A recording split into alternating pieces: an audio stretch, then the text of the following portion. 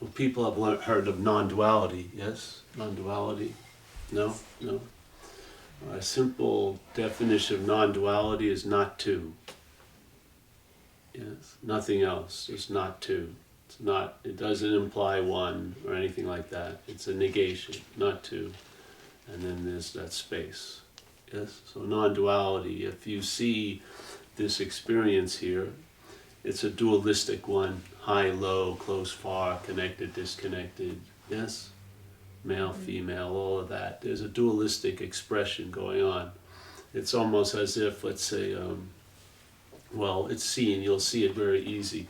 It goes back to the bottom of it all, which is subject-object. Yes? So most of us take ourselves to be the subject, but the subject is identified as a body, and then everything else is seen as an object out here. Yeah?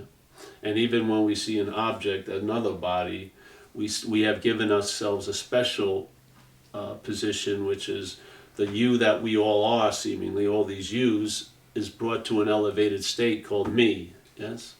And this is the bondage of self, in a way. The bondage of self never happened, it just seems to happen. And I was reading this thing on the top there, if you can let go of what you're not, or something like that. But the fact is, you don't even have to let go of what you're not. You never have held on to what you're not.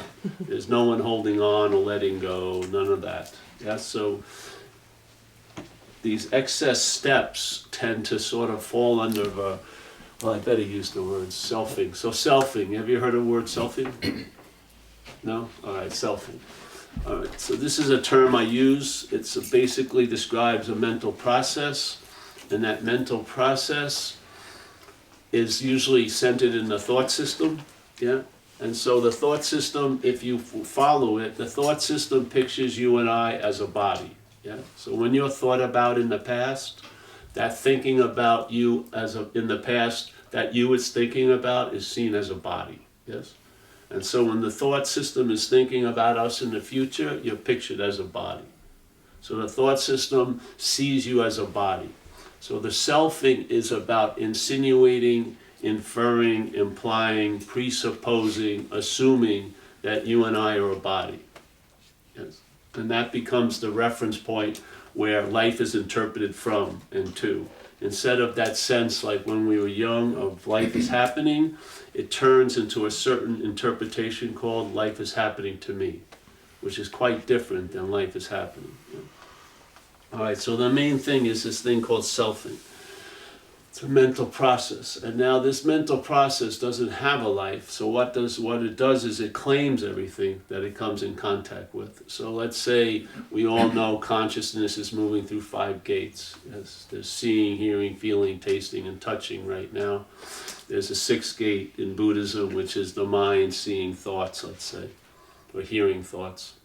But if you had 30 sense gates, there'd be 30 sense experiences, yeah? It's not the consciousness or the awareness isn't limited by the gate, yes? The consciousness or awareness is unlimited, yet in manifestation there are just a few gates, okay? So that conscious contact is really the basis of living, yeah? Every day is always based on consciousness being in contact.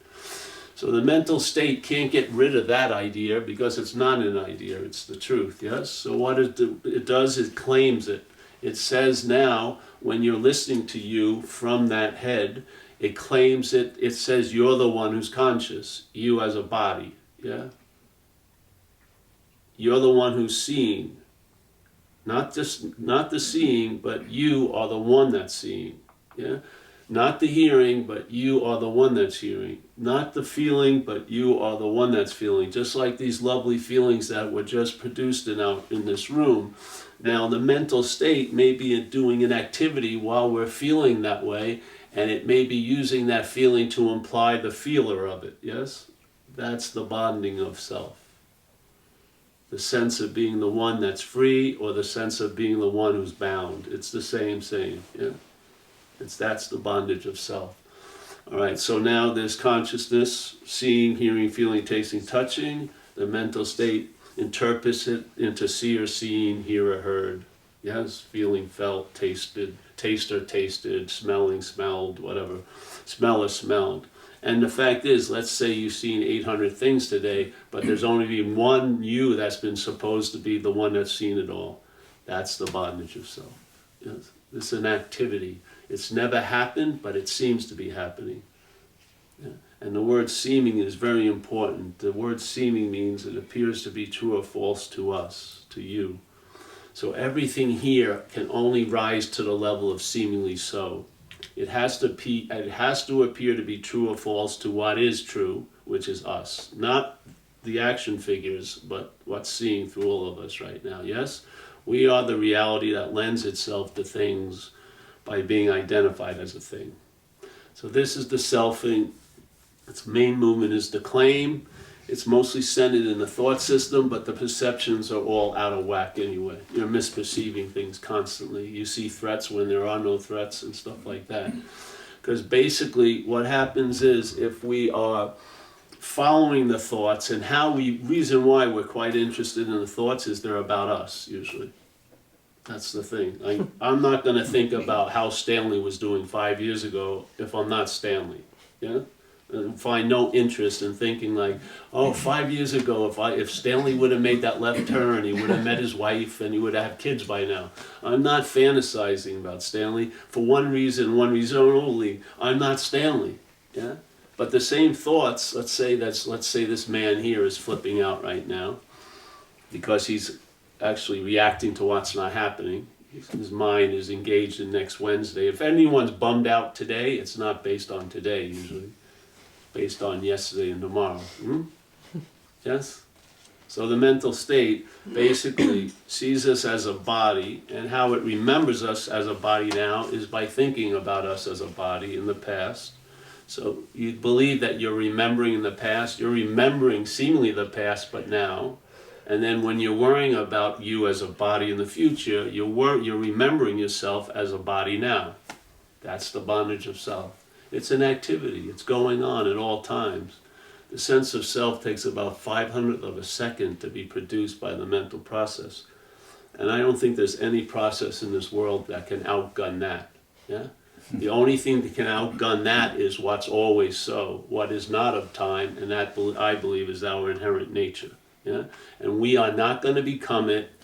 We've never lost it. It always is, just as it is right now. It's always available at all times with no requirement necessary to meet it. You're it, basically. Yes? Now, when you feel like you've got to let go of something, there was an assumption that you were holding on to something. Yes? When you feel like you have to be freed, there was a belief that you were bound. If you don't see the bound as a belief, you're already free, inherently free. So all the freedom isn't after bondage, it's prior to the bondage, and we are prior to the bondage. Yeah? We don't need to get into the moment. We've never been out of the moment. There's no need to get into the moment any more than you are because you've never been out of a moment. It's an insane idea. You didn't have it when you were a kid, did you? When you were playing, when you were a kid, were you wondering how, will I be playing next week? No time had set up yet. Yeah, I wasn't going home and asking my mom to come in the room. Hey, Mom, was Wayne having more fun than me today when we were playing in the park? No, I wasn't doing that. When I was walking around my house, I didn't think my room was too small or that my mother was ugly or anything like that. I didn't want Gap clothing. Yeah, I wasn't looking for retreats or meditation. Yeah? Because I hadn't entertained the insane idea I could be out of a moment. The whole drive to be in the moment is based on the lie that you could be out of a moment.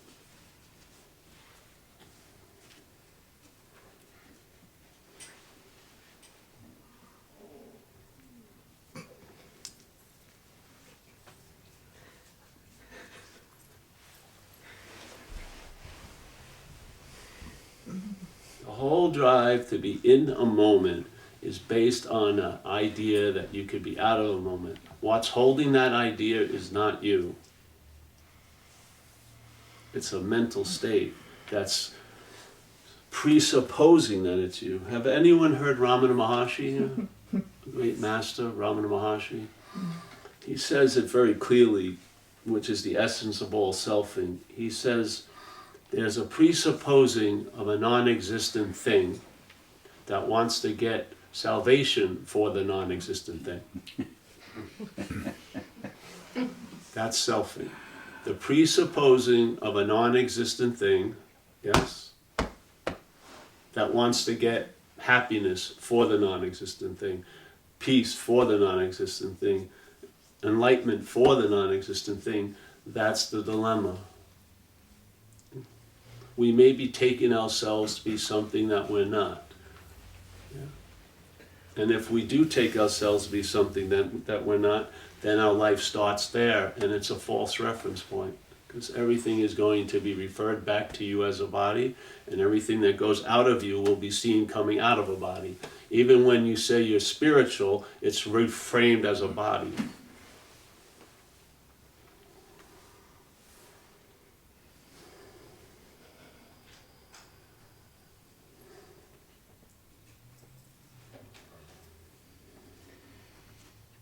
This is just an invitation, you know. It's not a draft or a conscription. It's just an invitation. When I heard it, it was like an unspoken yes, and it hasn't stopped reverberating since. And over a long period of time, I can say it was the last answer. I haven't looked for any freaking thing else. The need to be liberated, I lost interest in that. Because what needs to be liberated isn't you.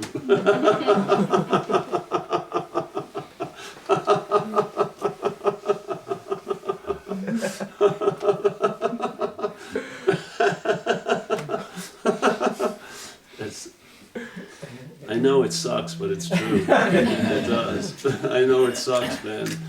I was much more excited when I was looking for it. I really, really was. I had a lot of hope and a lot of progress.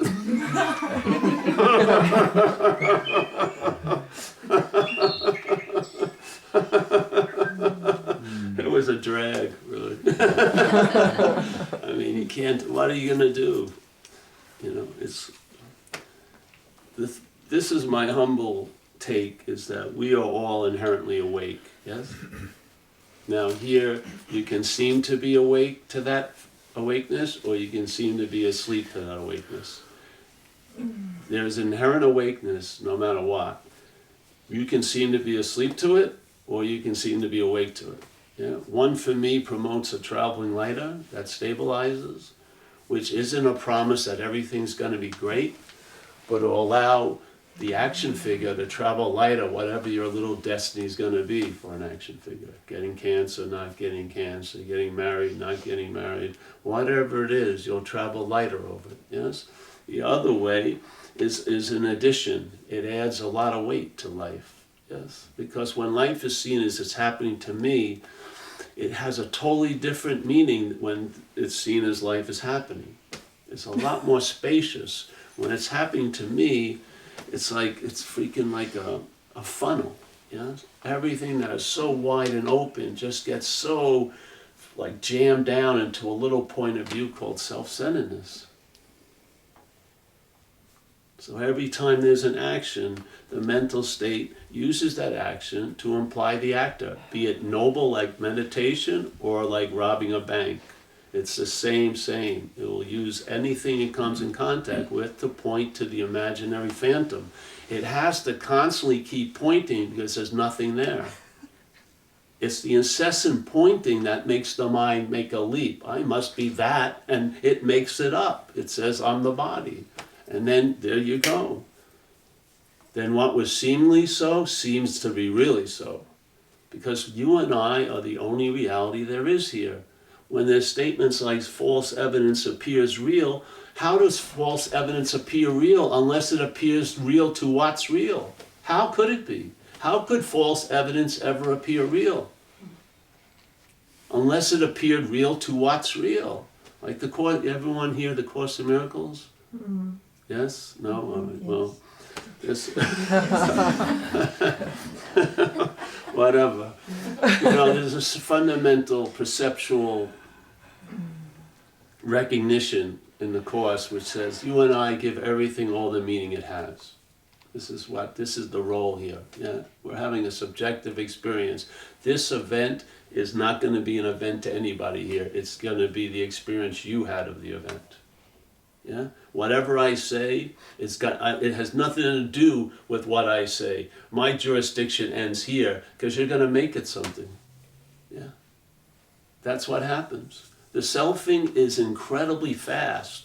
It can put its mitt up and catch anything that's thrown to you.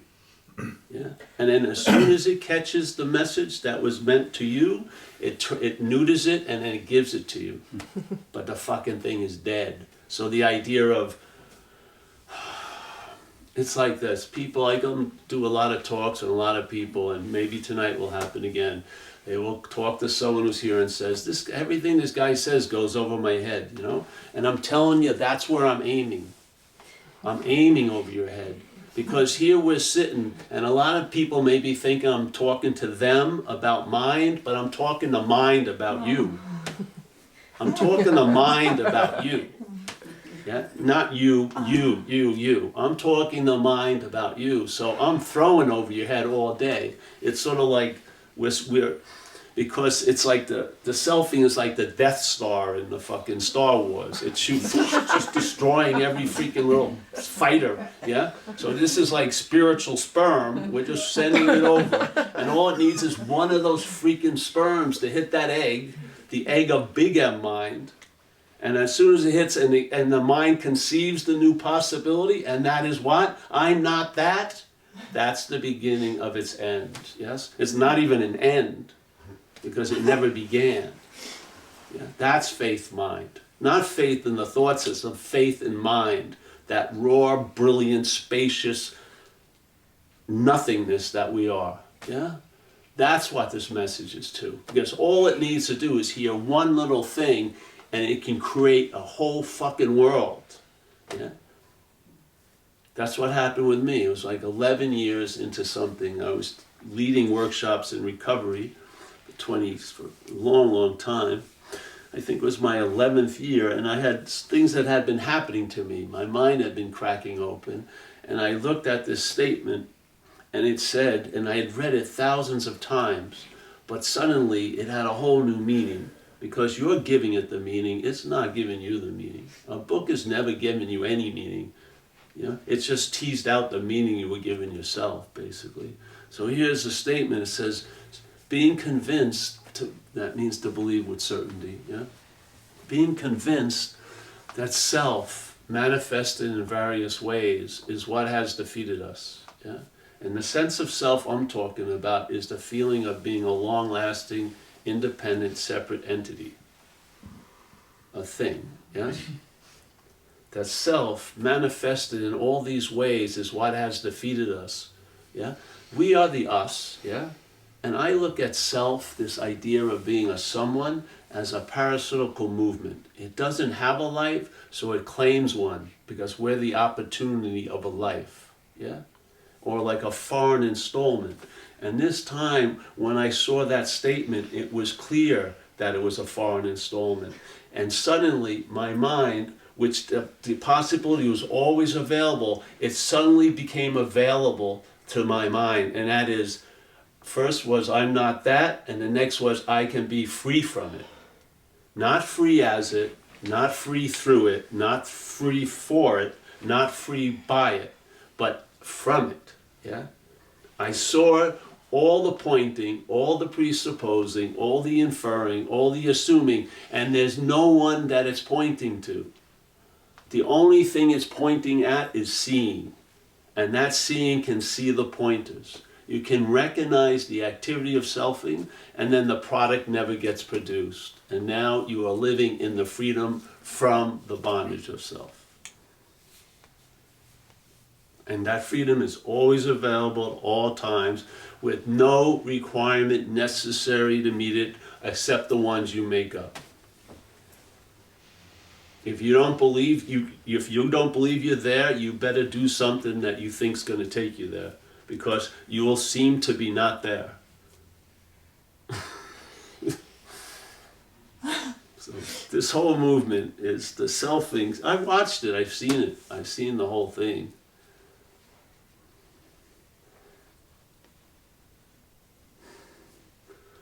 Selfing, this is how it changes everything. Let's put this word money here. Money, sex, health, yeah? Everyone would have a meaning about that. I'm going to change the whole meaning of the word without changing the word at all. Money, sex, health. I'm going to put the word my in front of it. Yeah? So here, I wish everyone in this room to have a lot of money, but I don't want you to have any of my money. Yeah? Sex, my sex. Totally different, isn't it? Health, that's a nice idea. My health, an incredible preoccupation. Yeah? You don't see the weight? The weight isn't in the word, it's prior to the word. It's the my. Thoughts aren't driving you crazy, it's the my of the thoughts that are driving you crazy. The my is its fuel. The my is its gas tank, not the thought. The thought is an emblem. Yeah? The my is the engine. And that's us. By believing in the thoughts, this Course in Miracles says a beautiful statement. It says, you and I are the dreaming of this dream. We forget that we're dreaming this dream. How the hell could dreaming forget that it's dreaming? Well, this is how it seems to happen.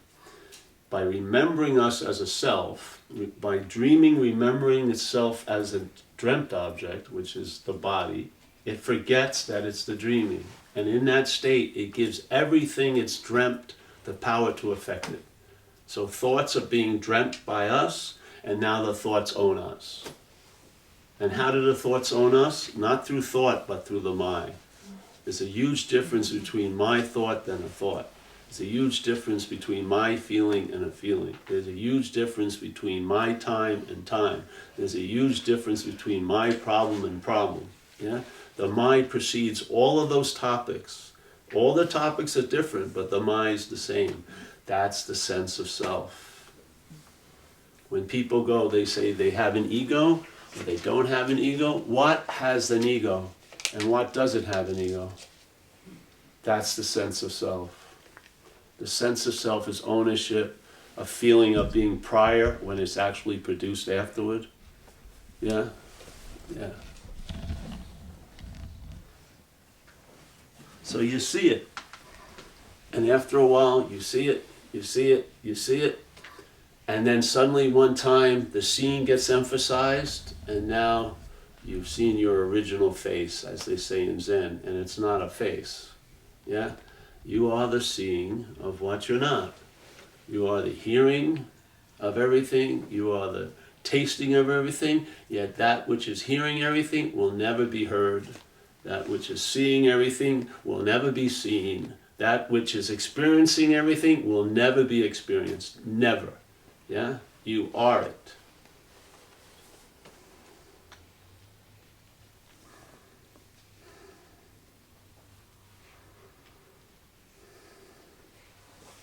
And then you rest there. What else would be the response?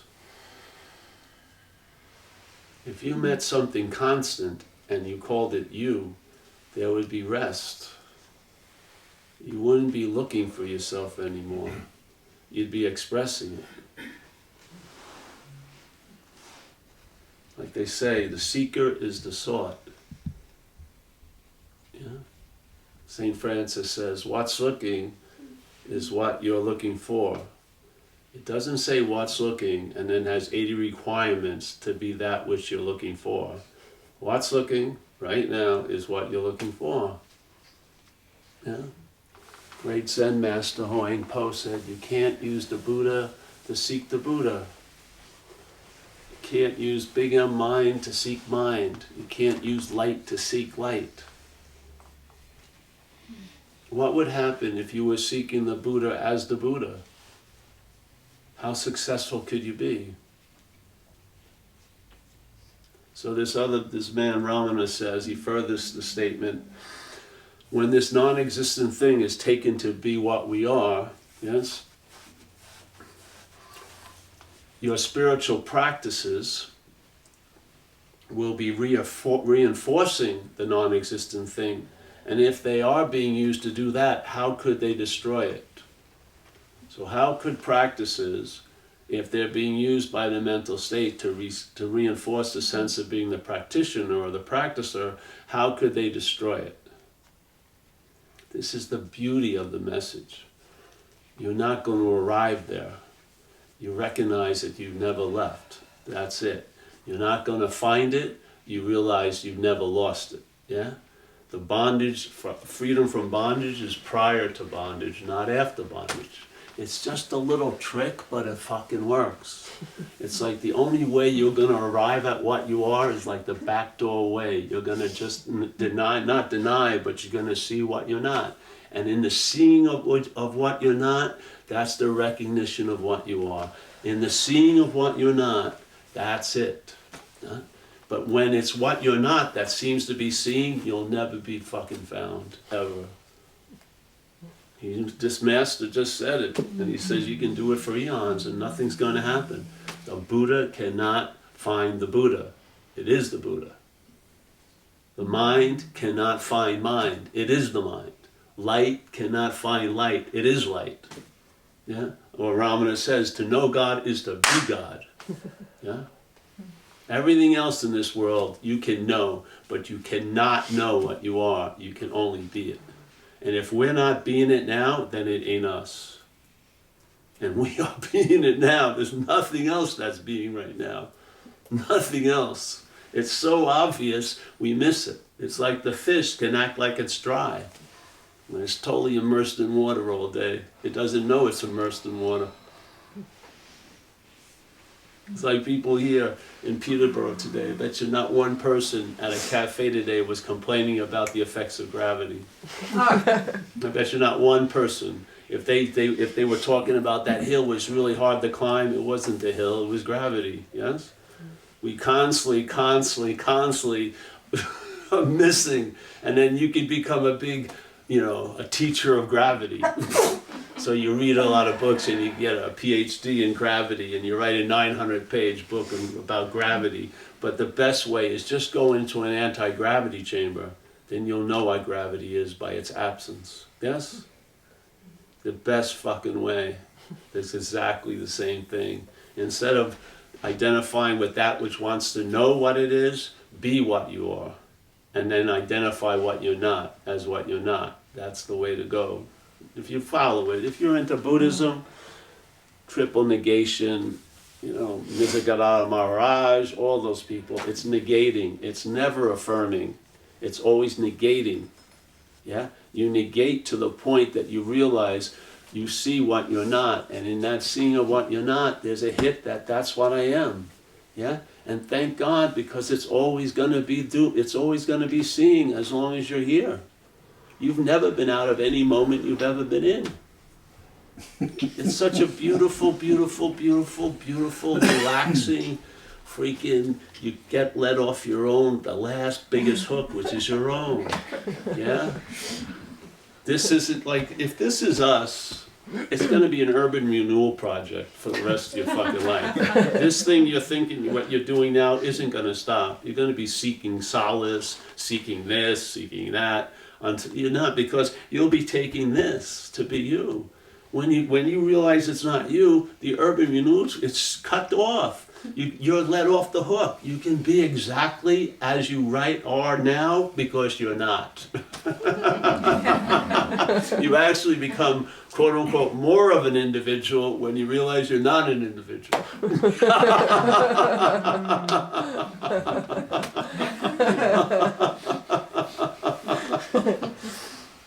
And then do whatever you're doing. Meditate. I love tonight. Fucking, I got high as hell in like 2 minutes. Probably got much higher on that than I ever do giving a talk. But the thing is, what's behind that is this. See? What's prior to all the experiences and all the phenomena is that which is the basis. We're that. Yeah. Then when something comes up and then when it goes, there's no remorse. Yeah. Because it's like, the sky. We all know sky. Right? So here's the sky. This is what mind is like. So there's the big sky. And tons of things appear in the sky, right? During the day. You see clouds, you see birds and everything like that. And maybe yesterday you saw a cloud that looked like a dog. It's not there today. Yeah, it got moved out and everything. It dissipated, you know. And let's say when a bird shits, it doesn't land on the sky, does it? It lands on your car or something. Yeah? You never hear that a plane calls the tower and says, I ran into a big chunk of sky today. No, nothing. You could have 365 days of 4th of July explosions. It would never rip the sky open. Yeah? The sky is like Big M mind. Yeah? It allows everything to appear in it, is not affected by anything that appears in it. That is what we are. That is what mind is like. Yeah? It allows everything to appear, yet whatever appears in it leaves no mark on it. No henna tattoo, nothing. Yeah?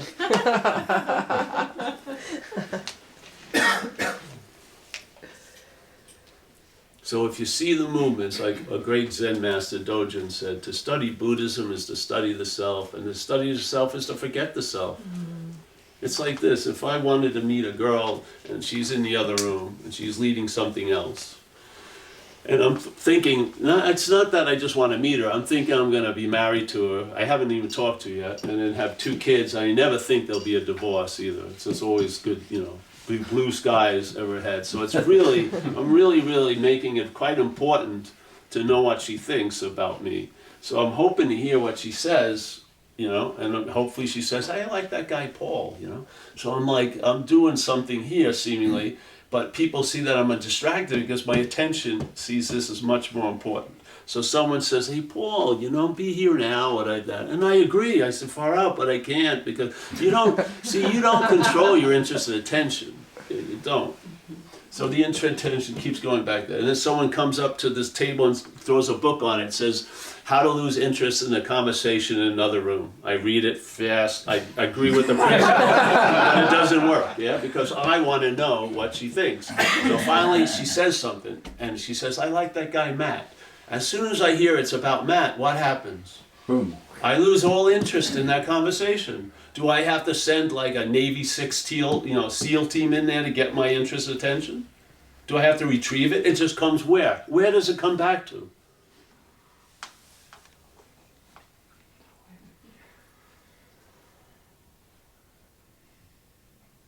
We don't lose interest or attention. We lose interest or attention in things. There's no quantity of interest or attention. We don't get a package of it on Sunday night, and then by Friday, if we're running low, hey, fuck, don't even, you know, I can't wait till Monday. No, there's no quantity to it, is it? You don't have numbers behind it. You can't feel it or grab it. That's of our nature. That is not of thingness. Yeah? That interest and attention, see, a lot of us taking the body to be us, and because the thoughts are all about us as a body, we're quite addicted to the thoughts, yeah?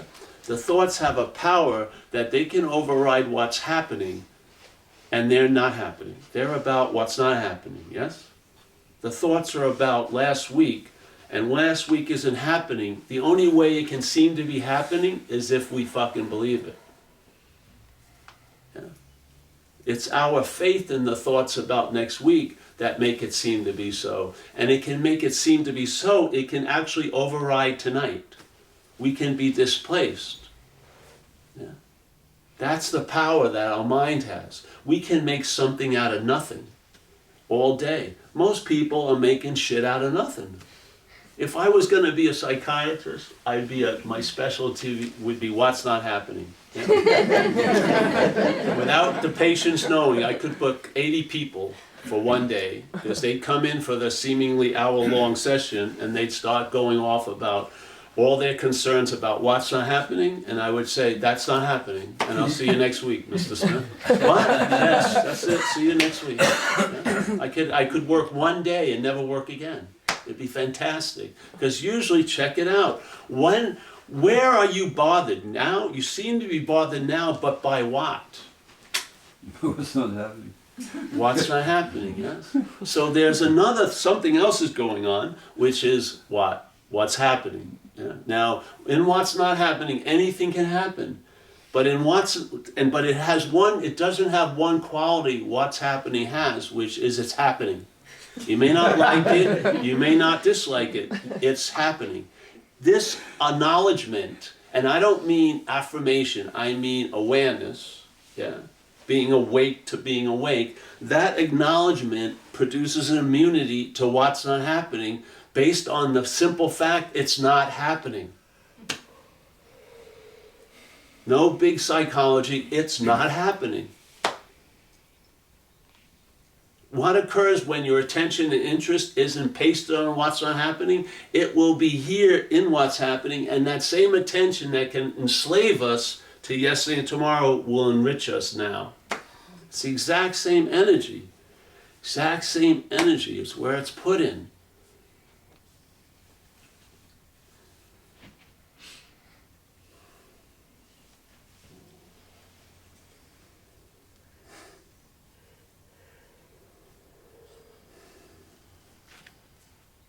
So you see it.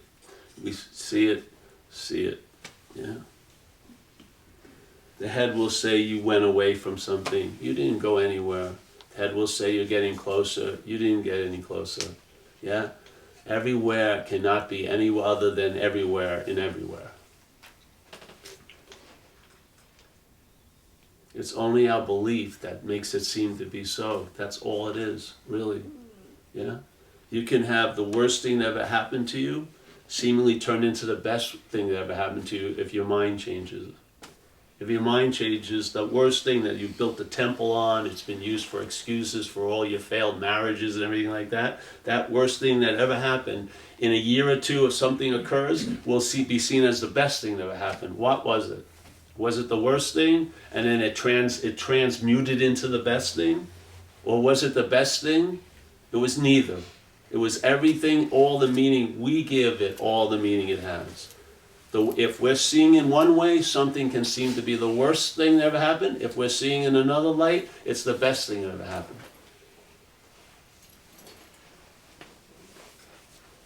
I mean, we are empowered, man. We are so powerful. We're making this place seem to be so. Why do you think this seems so real? It's reality. He's dreaming it. Yeah? Reality is lending meaning to this place. And when it starts losing interest in it and stops giving meaning to this place, you'll see through it. It didn't suddenly become transparent. It's the mind itself. It's just tired of dreaming. It goes, okay, what am I going to do now? Well, I'm going to dream myself out of the dream. And as I do, the dream will get happier. And I go to events like this. You know what I mean? Here, beautiful kirtan. I mean, things get happier. My health suddenly seems to get better. I travel lighter all the time. The dream doesn't have to kill anything, the dreaming. It can use the dreaming to dream itself out. And this is a pretty nice event. Don't you sense a presence? You sense a presence when she was singing? And now the presence in the room, it's thick. That's us. That's what we exude. Yeah.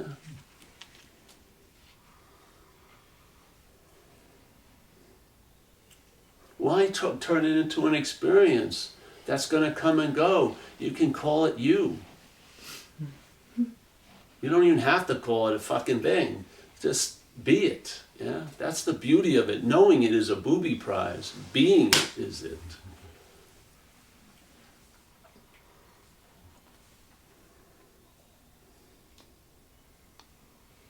Floor that all the fucking mental furniture is resting on.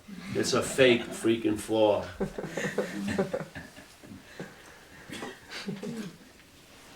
You are that, I am that which is looking. What's looking is what you're looking for. The seeker is the sought. Yeah.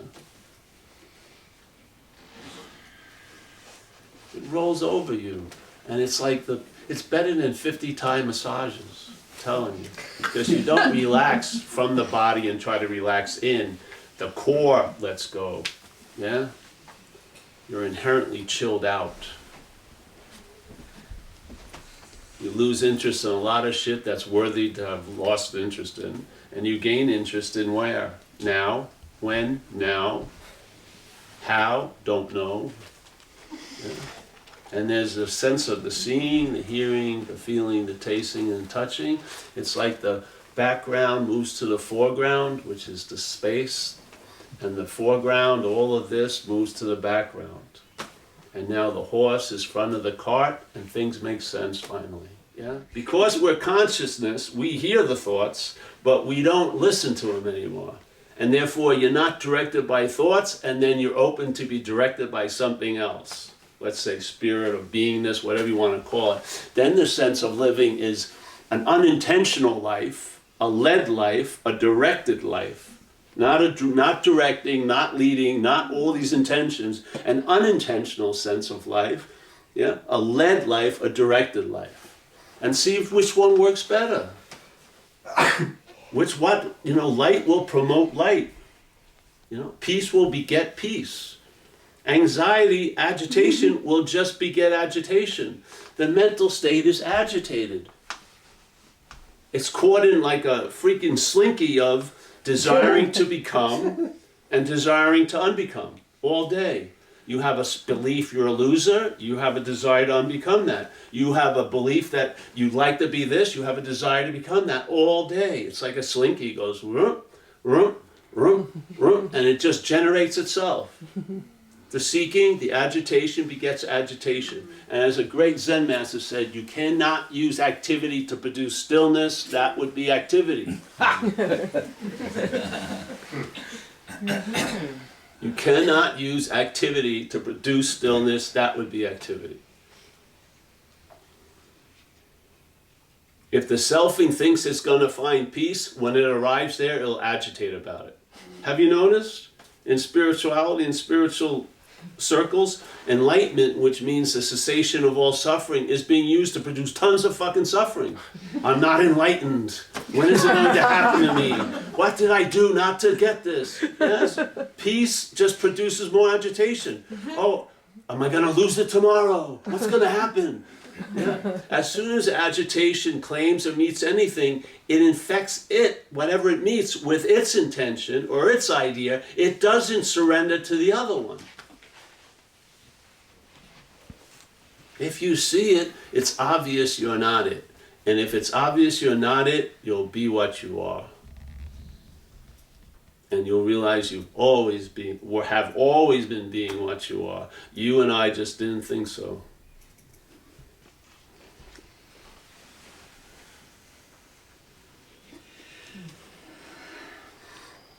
Yes, well. I don't believe in dissertations or fucking intensives. Life is as tense as you need it, right? Fuck, why would you want to have it more intense? Really? I mean, Jesus Christ, it's intense enough. And more isn't better. The more isn't better. This is like serving a spiritual subpoena. You're served. Yeah, you're going to be called to the court of light. And you know what? When you get there, all your seeming transgressions will be fucking annulled, like they never happened. You'll be let off your own biggest hook. Seriously. You'll be able to breathe. You'll be able to relax.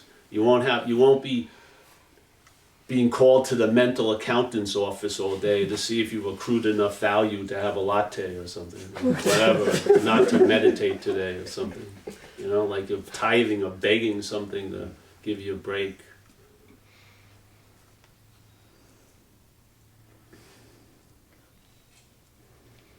I'm stoked, man. It's just a fucking cool way to go. I'm telling you. It's not that exciting in a lot of ways. And you really don't have much to say to people.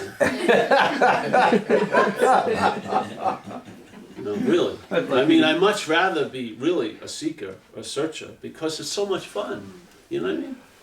I love going to places and torturing myself, like in Thailand, and meditating 13 hours a day. A bigger self was never built bigger than that. I'll tell you that. Wow. Jesus Christ. You have to see how fast it is. Whatever the mental state comes in contact with, it's going to attempt to claim. And it's going to use it to point to you as the doer of that which you were seemingly doing. Yeah? So the meditation won't relieve you of the meditator. It won't. You're not going to meditate yourself out of the meditator. I don't believe so. I read this one tricycle magazine once, years ago. Tricycle, beautiful Buddhist magazine, very nicely produced. And there was an op-ed from a famous meditation teacher, and he was talking about this phenomena that was occurring around him and his students. And a lot of his old-time students who'd been with him 25, 30 years were telling him, hey, nothing's really happened. And I said, thank you fucking so much. And cancel my subscription to Tricycle. And I just said, Jesus, thank you. Thank you, thank you, thank you. You know what I mean?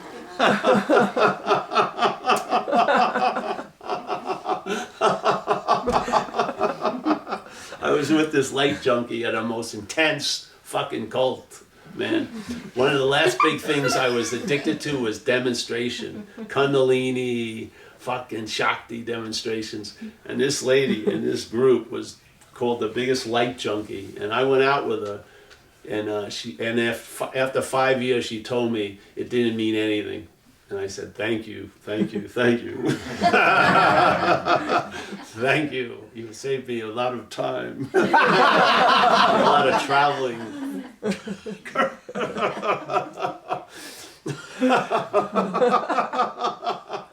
It's ordinary dog shit awareness.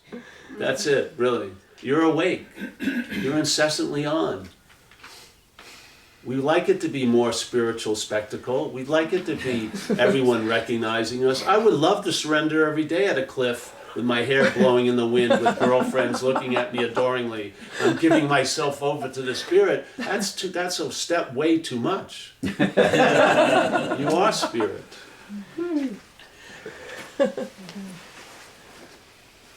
Really, it's not a good career choice.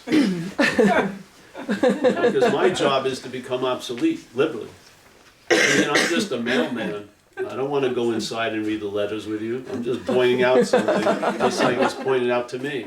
And I entertained it. That's what I did. I read a few things. I went to see certain people. And the quality of mind here is entertaining. We're entertaining all day. Yeah? We're entertaining constantly. What inhibits the mind here in manifestation is the self-centeredness limits the possibilities that you can get in touch with. So I, in my case, had to hear it from the outside, this message. But as soon as I heard it, it started to bleed from behind the canvas. Instead of me applying more paint and trying to change the artwork that I thought was so surely was there, it moved from the canvas. And it just dissolved the paint, and then the painting became more like a mural, yeah, like a moving little event. It's like an unspoken yes that's just been echoing ever since. So the mind hears something like the seeker is the sword, or a great statement by Huang Po that whatever can be perceived cannot be perceiving. Whatever can be perceived cannot be perceiving. Yeah? End of story. That, to me, created an avalanche in my head.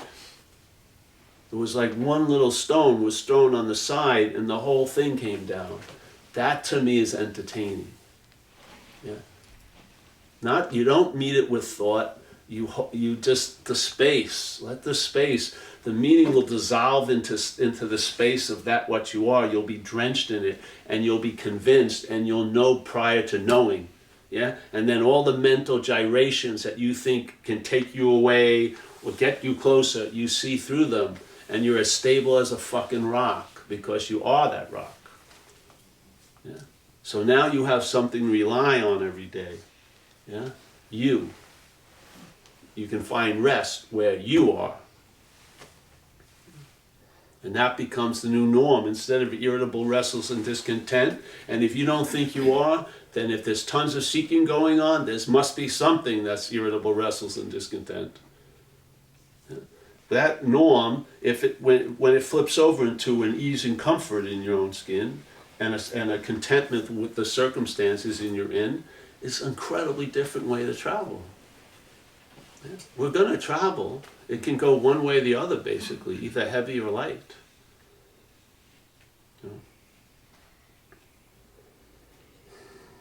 Any questions?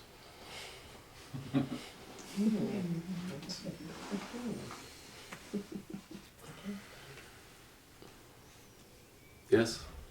Do you lead an intention-free life? Right now I do. I may have an intention to get out of here, but it's not mine. It's not mine. See, it's not about intention in me, it's about the one who has the intention. Yes? Intentions come and go, but who has them? That's where the freedom lies. Yeah? It's not in changing anger or anything like that, but it's a huge difference to see anger than to be, to be angry, because you are not being angry. Yeah? There's just anger expressing, yes? There's no one there. That's where the freedom lies. Disconnecting from self. It's not even disconnecting from self, because there's no self to disconnect. Selfing is an activity, yeah? It's an activity. If you're engaged with it, there seems to be a self. That's what it produces, yeah? If you can see from it, and it's almost like an abstinence, it's just a disinterest, because if it isn't you, you'll lose interest in all that supports it being you. The thoughts being yours, the feelings being yours. The my will weaken, not the thoughts, not the feelings, but the my prior to it. That will weaken. And then you'll realize that was the source of the bonding or the glue. It's the thoughts are being used to glue the mind to the idea of being a self. But the my is the glue. Yeah? The thoughts are the application, but the my is the glue. Yeah? The application may still be applied, but without the glue, they won't find an effect. Yes? That's the freedom from the bondage of self.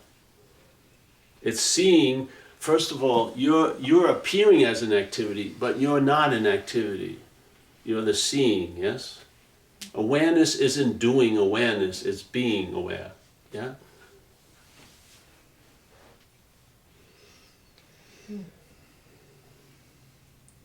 People want to change what comes after the self.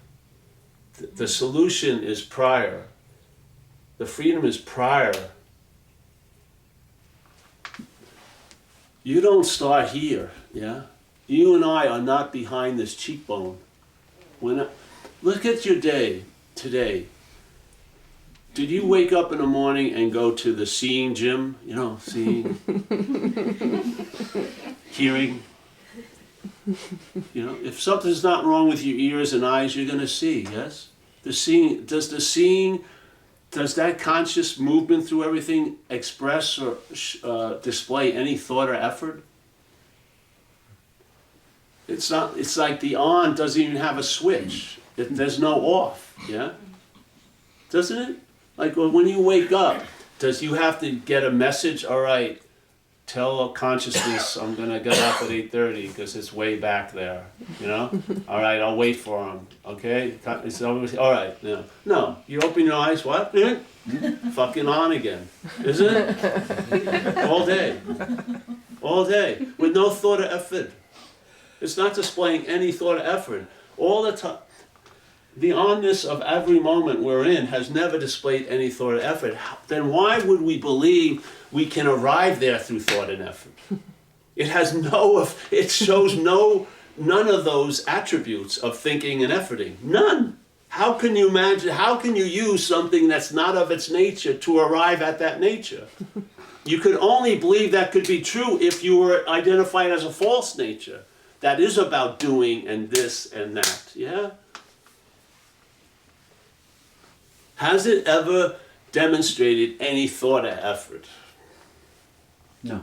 You're awake. You're awake. We are all inherently awake all day. And if you believe certain things, if you follow the thoughts, if there's faith in the thoughts, you will seem to be asleep to that fact. And it may even double whammy you. You'll be trying to become awake as awakeness. Or that I would say that's captured by this statement of Wang Po. You can't use the Buddha to seek the Buddha. You can't use awakeness to be awake.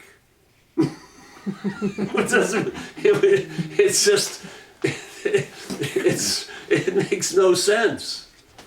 It makes tons of sense if there's a prior identification. If you think you're something that isn't awake, then the drive to become awake is a great noble drive, and it makes a lot of sense. But if that which it makes a lot of sense from is totally illogical, fundamentally, there you go. I had the good fortune of doing a lot of stuff, and when I heard this statement in India, and it could have been in Hoboken, New Jersey, it didn't matter, it wasn't India did it. I read that, the non-existent thing, trying to get relief for the non-existent thing, my spiritual pants fell down. They did. I was like, that was the only thing I could hang my hat on. I was a terrible house painter. The only thing I was good at was spiritual seeking, and that got taken out from underneath me. But I didn't pull them back up. The mind just entertained, and more got revealed. Yeah, and then there was a resonating. This is so. It was before so. Yeah, and then it's just unfurled in time here. Yeah, I've done tons of these talks only because I've never came. Yeah, I've never showed up at any one of these fucking things. And when I'm here, I have no experience of what's going on. I can't get anything out of it. I cannot get fucking a thing out of it. That's why it's so fucking beautiful. Nothing is the gift that keeps on giving. Nothing is what you truly would like to fucking find. And you know what happens? Get all your somethings, and when they total up, what they're going to total up to is nothing. Nothing. Why not just start with nothing? And then you'll get a hit, as I have, that it's everything. And it keeps on giving. Yeah.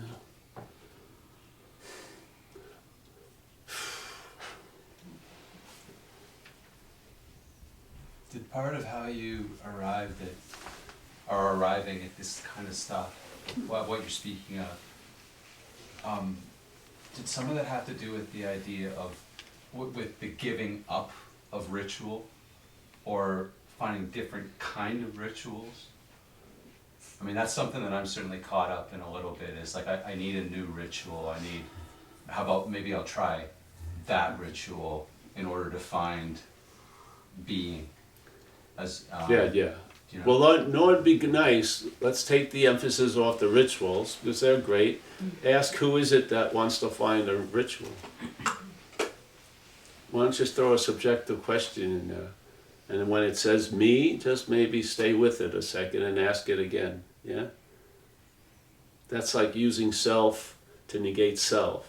And when those two things negate each other, there's no two things, there's nothing. That's why it's so beautiful. There'll be a something, there'll be a sense of you, yeah? That'll be obvious. So this is a great way. No matter what you do, ritual or no ritual, you can always use it to point to the thing that's always been pointed at, yeah? By the mental state, but now point at it with an awareness, yeah? And ask, who is this? Who is this that thinks it wants to find a new ritual? Has nothing to do with finding rituals or not. It just puts the emphasis on the subject. And I'm telling you, that subject is a fucking very flimsy idea. Yeah. You'll be surprised every time you call, no one shows up. And then one day you realize that's you. You're the non-showing up of anything, that's you. Really, you are like space, bro. Your mind, you are. You're not a thing. There's no fucking way. Yeah. So why don't you throw that in there? I found it helpful. Yeah. So if you want to look into it, it's called self-inquiry. It comes from the Vedas a very long time ago. But Ramana Maharshi sort of resurrected it again. Great master in India in the 30s, and he died in 52, I think, 50. Yeah? And it's very helpful because it takes off the emphasis. Let's say like you think you're worrying about next week. Now everyone that you meet would want to go over why should you be worrying, what next week isn't that important. This just doesn't care about worrying about next week. It just says, who is it that's worrying? Because the meaning of next week and the worrying is not coming from next week and the worrying, is coming from you. Yeah?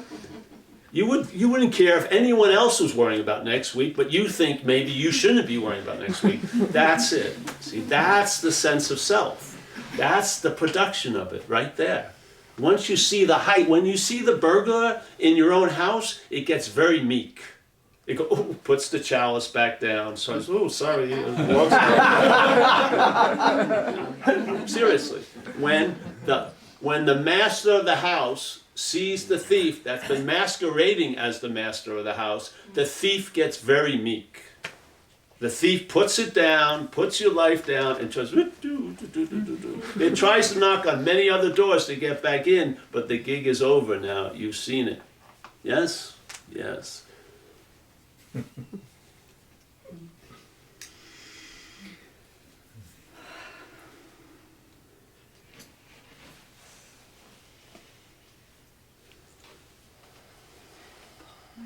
Yeah. I'm trying to frame this. I don't know if it's a question. I just want to see what you have to say. I feel like I'm caught in something.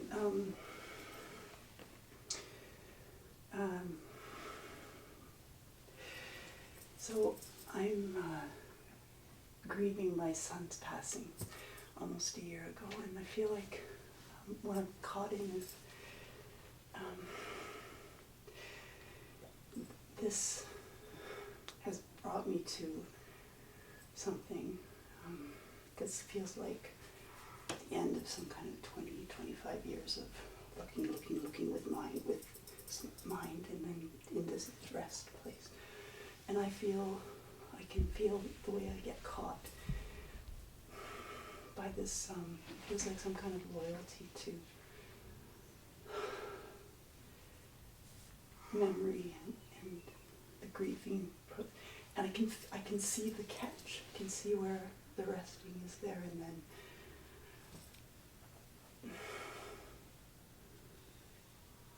and then the story of the loss and identifying as his mom and his son. I can feel that. So there's no question. It's just I wonder what. I feel like this is a place where I need help, because I can see it. I feel like I'm back from it, seeing it, and yet sometimes, some days, really caught in it. This is a good space. This is like a holding of space. And I would think, humbly, I'm not where you're at, in this situation, but I would think that if the space was offered, it would come to fruition, yeah? It has arisen, yes? And it's sort of demanding some attention, yes? And then it's going to dissipate once it will reconfigure, because it's all energy, yeah? The mind in manifestation is energy. Like mind dreaming is energy, yeah? And energy here, the observation of things distorts the observed. So you have an event that the observation, the mental state, is distorting it, yeah? And so that's what happens. The knots are made, the energy is flowing, and then the observation of the energy through this mental lens knots them up, yeah? So if there's and this mental state doesn't hold space, it invades space, it fills space up, it doesn't hold space. So if the sense of allowing it to be whatever it wants to be gives it a chance to be something else, yeah? If there's when the mental observation will distort it, yeah? That's what it does. So, in other words, the way we're looking at something gives rebirth to it in a weird way, yes? And it's something that it can't get away from, because like in physics, they say the biggest influence of any experiment is the experimenter, yes? See, as soon as we look at something, it's distorted. We've never seen anything, truly, ever, really. The observation distorts what's ever observed. So if the observation is really just observing itself, which is space, when it gets distorted, it appears as things, yeah? And I would say like these rooms or kirtans or wherever, these are very healing spaces, yeah? I mean, the body felt great in 2 minutes, So stay, join these spaces and just let it take, and if you can't hold the space because you're too of an active observation of it, distorting it, others aren't, and so stay in that space, yeah? Yeah, it's going to reconfigure and reshuffle. It's just that we want to keep it an ace or a deuce or a 5. Not we, but the mental state. See, the knotting principle isn't the knot, it's the mamai of the knot, yeah? Our observation of it keeps it a knot. Yeah, yeah. Now, if you really see and entertain, you're not the observer, you're just seeing that's spacious, yeah? Because even then, the observer changes, because it's not just about the thing you're going through and having that reconfigure, but the idea of being the one who's the observer reconfigures. Yes? So the knot that you may not know is a knot, which is us, gets unknotted by our seeing. Yeah. And our seeing is an inherent state. It's not a produced state. It's inherently so. Yeah? That giving space allows everything. Why? Just like the sky. The sky allows everything to appear in it, yet nothing affects it. Well, if you see the role the mental state's in, then gather where there's other, yes? A nice field of holding the space, and then it will be allowed to reconfigure.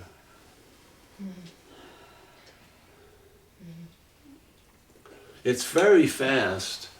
When you look at something, you've made it something. Like super quick, yeah?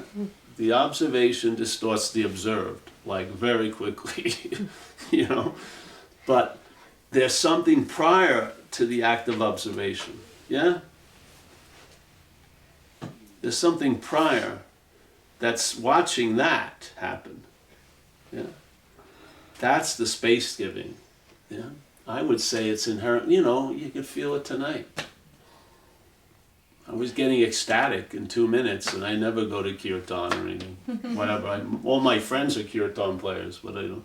I was just sitting there. It was such a lovely space. That was the appropriate response. I felt like a bummer to come in here and give you the bad news in some respects. I was going to try to cushion it a little, but what the hell? What can you do? You're big boys and girls. No. So yes, honey, I'm happy to see you. Yeah? Yeah, let it on. Yeah. Any more questions? Yes? So how do you stay in that space of, That's the $1 million question. I feel like I know all this stuff, Yeah. and sometimes I really feel it, but then I get caught up in Why don't you ask who gets caught up? I know, but I forget to, because I get so caught up in it. I get so you know? And then I spend my whole day being caught up in it and thinking... Seemingly, anyway. Yeah, and then like at the end of the day, at some point I'll be like, oh, wait. Yeah. That was a huge waste of my time and energy. Yeah. And that just keeps happening. But can you just, that all those movements didn't stir you from what you are? Really? Yeah. It's just we're habitually following that which implies us. It's an addiction, really, you know? Yeah, but I feel like I did because I felt so much suffering the whole day and like... Yeah. So if that happens, yeah, you know service, right? Service is a good way to get out of that. When you help someone else, especially someone you don't know, you go into, like the Course would say about levels, confusions. Get some skillful means. If you really believe you're in something, it's like when people talk with me. So let's say a guy thinks his house is on fire and he's getting burnt up. I'm not going to tell him, oh, there is no house and there is no fire. I'm going to point to him to the nearest source of water, yeah? Because that's where mind's manifesting at the time. This isn't like a fundamental zealot type thing. If there seems to be a need for skillful means. In other words, the lens is like this sometimes. Really, the most subtle selfing was spiritual selfing. Thinking I was a meditator and everything like that. That was really like the gold chain I could recognize the iron chains, but the gold chains I thought was jewelry. You know what I mean? I did. I swear to God, I really did. So that's the point. Bondage is It isn't the bondage. seeking, it's the meaning that's given to it, yeah? Certain things I held to be much more noble than other things. And there was more of a me produced through those behaviors. See, I mean, that's how it works, yeah? You can see it. It's the mental state doesn't have a large repertoire because it's gotten lazy because we fall for it so easily, basically. It just fucking runs the same thing and duplicates it and gives different degrees of it, yeah? But it's the same, yeah? And once you get a couple examples, the mind will expand on it. Like, you'll see it, you'll see how it does what it does, and then you'll realize it's never been done to you, and you were never the doer of it. It's just doing. Yeah, the mental state is just doing, but its doing implies that you're the doer. That's the situation. Its doing implies that you're the thinker, you're the seer, you're the feeler, you're the everything. That's when life seemingly stops happening, and now you have an interpretation of life that's happening to you. It's a heist, really. It's a heist. You know, when you got your security, you put a whole new security system in your house, the thief's in the house with you. He's looking over your shoulder as you're putting the password in. Because every time he enters, you call it me. You do. Every time he fucking enters into your most intimate vaults, you know, I'm never going to tell anyone about this, but you'll tell it to me. Yeah. You're calling the thief you. That's why it has carte blanche. If you see it's not you, fucking, you'll catch him before he even gets to the door. Yeah. And it just enriches whatever you're doing. Jesus Christ. This is not either or, it's inclusive. Yeah? It's a win-win. You know? You can sing kirtan, you don't sing kirtan. If you miss kirtan, it's no big deal. If you go to kirtan, it's a great time. Yeah? You know how some people use meditation? If they miss meditation, they think their whole day is gonna. Did you have that when you were a kid?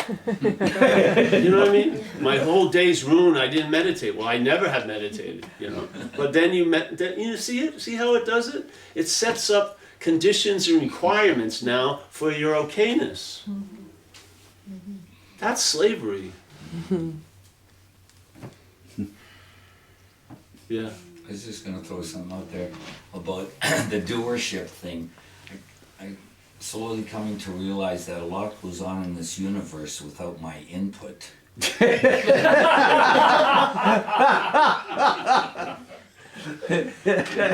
God for all of us. Jeez. Hey, if we have no more questions, would you like to do another thing? Let's all go into a fucking trance. Seriously. And then realize you're not going into the trance. It's great. You know what a trance is like without you? Fucking a great trance. It's the best trance you've never had.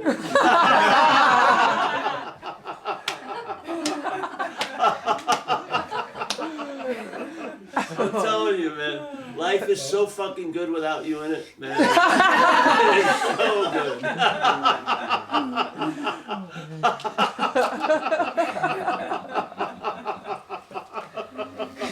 I know, you wish it could come, but it's not invited to the party. It really isn't. You know? Yes. Sorry, I Another have question. another question. I'm also kind of like afraid. I'm afraid to kind of give in to all this because I'm afraid I won't have anything to talk to anybody about anymore. Oh. Or I just won't be able to You'll relate. come up with something. I just won't be able to relate to anyone. I won't be able know. to relate to Do you know anyone. where those considerations are coming from? Yeah. Not you. Yeah, I know. See, this is what it does. It puts. First of all, it sets up this proposed meeting of you with you, and then it gives you all the considerations. What will happen if you meet you as you? It's playing God. That's what the mental state does. It has you as its only devotee. It does. That's what it does. You hear it? You've already set up requirements. And you know, once you buy one requirement, there'll be a few more. Really. Yeah, and then a few more. And how, you know, after 50, you know, jumping through 50 hoops, there'll be some bars and shit. It just goes on and on and on and on and on. It's like this thing. Let's say there's a snake and it's ill, and a woman finds the snake. So the woman takes it. People know I like this terminology, so they send me all this research. This is one of the first ones I ever got, which blew my mind. He sent me this thing about this mushroom, cordyceps. And the mushroom, like everything else, wants to procreate or reproduce, yeah? And it does it through spores. And it's a very faulty system to work because it just has to brush against an animal, or the wind has to come, and so it's very haphazard.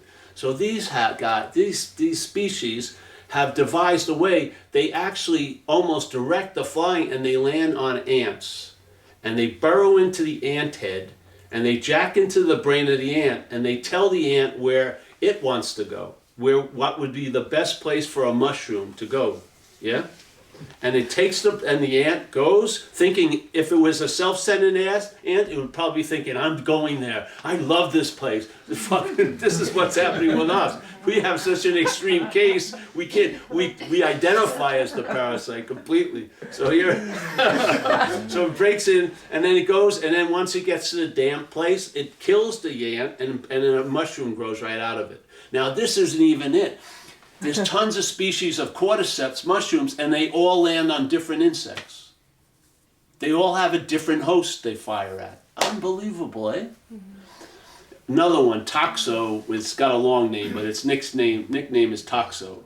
And it's in 1/3 of human brains, but it's in a lot of mammals and stuff. And the only place it can reproduce is in the stomach of a cat. Yeah? So that's a very fucking degree of difficulty. It's stuck in something, and it's gotta get out of there, which it can't do. It has no legs. You can't call it Uber or a cab. So what does it do? It has to convince the host to go where it wants to go. So it jacks into the thought system of the rats and the mice, and when the rat sees a cat, they run towards the cat. You don't think that's happening to us? We may not be able to see it. The same fucking thing's happening to us with selfing. Something has taken... Did you have it when you were a baby, young? No. Something has taken us over, if you want to call it a thing, jacked into our thought system, and presents itself as us. And we tend to live by its agenda, yeah? And that's what happens. We're like transportation, basically. Maybe it likes drama, maybe it likes other energies, who knows what the fuck it's eating, but it's definitely riding us like a horse. Yeah. What would be the best strategy of a parasite such as that? If it's such a hostile parasite that any host it would ever land on would immediately want to kick it out or throw it off, what would its best strategy be? Would be to convince the host that it's the host. Yeah. So that the host can never think about being free from it. It thinks about being free as it, through it, by it, for it, but never does it dawn on it, I may not be that. And that's where the freedom lies. It's from. Yeah. You know?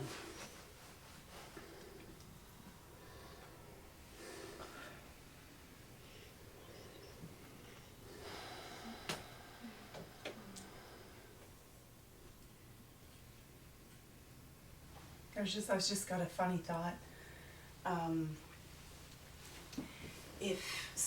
What triggered this thought was when you said, you know, as a child, as an infant, we don't have this selfing. So where in the, I'm a teacher, that's how I got this thought, right? So where in the development of consciousness does this start to happen? And then if we got a grip on it then, like if we became aware that this is mind, how different things could be. Well, I would think if the dream was meant to go another way, it would. You know? Maybe it is now, right now. But I still believe, I don't see anything wrong or right with the dreaming. Yeah, that's what's happening. And it's good to acknowledge that. And I don't know you know, maybe this is the way it is, and that's why the kids don't get it. But they usually, a lot of research says the selfing coincides with the development of the language center. The language, if you watch your language, yeah? Yeah. Like I use this example, I've used it this week.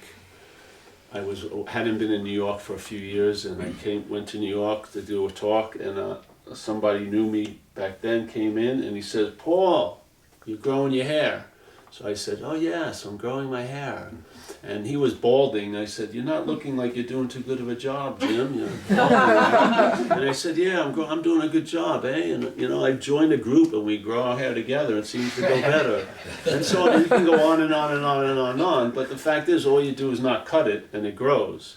But the language is constantly implying we have something to do with shit we have nothing to do with. You've got to hear it. It's a transmitter. You have to see it. Like my knee gave out in the ocean surfing. And so when I would talk to people, I would say, "I hurt my knee." It sounded like I went out there with a hammer and fucking hit my knee until it hurt. Yeah? Doesn't it? Really? If you just heard that, it sounds like I had a lot to do with the knee getting hurt. Me, Paul, hurt it. Yeah? That wasn't the case. The knee gave out. But the language immediately, all day, everyone we meet, all day, it's referencing a self. If you're taking this in constantly, it's going to have an effect. You're going to start believing. If your whole day was, "I did this, I did that," yeah, what's going to happen? Suddenly the possibility of guilt and shame will arise, and will find a fucking home, because you will be totally cemented into the idea of being the doer, and now the mental state has a field day, being guilty and shameful about things you've done. And it will never let you off the fucking hook. No matter how many mea culpas you do, it'll find something else for you to be guilty about. You have to, you can see it. And if you see it, sooner or later the emphasis will be on the seeing of it. So it won't be knowledge, it will be being. You'll finally see that which you can have knowledge of, but you'll be seeing it from being. Yeah? From being. And so that knowledge's greatest value, yeah, is to lose interest in what you have knowledge of, and then there's a gaining interest in what you are. No, there's no one doing it, that's what happens, yes? And if your stock, like a corporation, goes to 51% to the winning side, then that majority voice in your head will be a minority. It'll be in the mailroom, yes, in the corporate building. You'll be sending you memos every day, but you don't fucking follow them.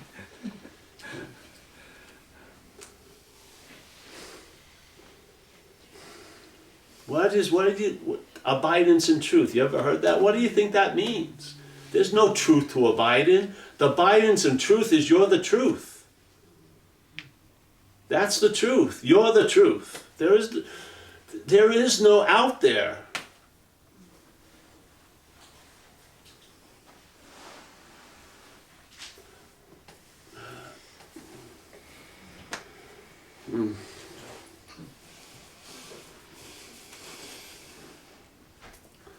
I used to have to leave town in less than 3 days after I gave a talk, because once people went home and thought about it, they were fucking pissed at me the next day. I'm sure they were not happy with it.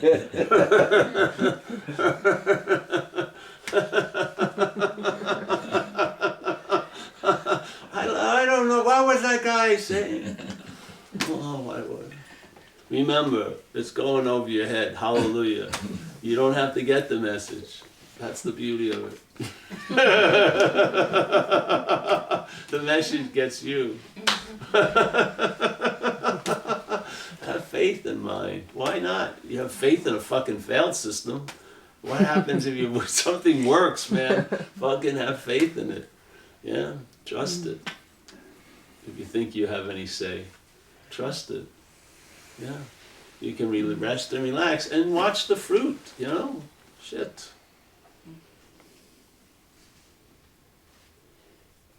I mean, I really, really, really like sitting there. I had a response to the kirtan in the space in like less than half a second. That's called being present. Because when you're present, and we are always present, you're available. And when you're available to what's happening. Not to what's not happening, to what's happening. And so the movement that the kirtan was allowing was very contagious, like that, in the next second. And I wouldn't say I'm a kirtan person, but you don't need to be a kirtan person, because we're all that space, yeah?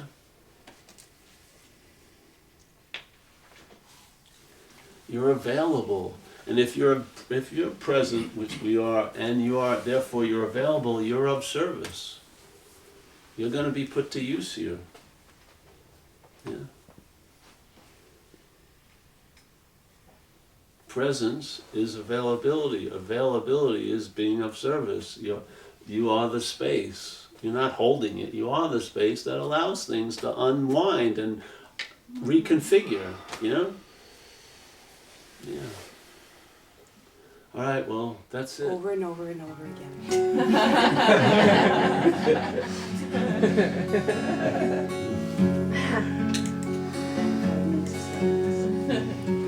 Govinda Narayana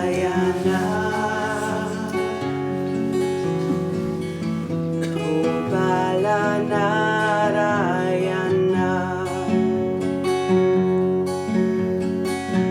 Govinda Narayana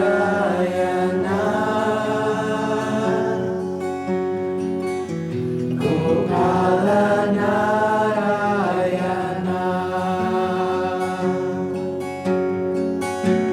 Govinda Gopala Narayana Govinda Gopala Narayana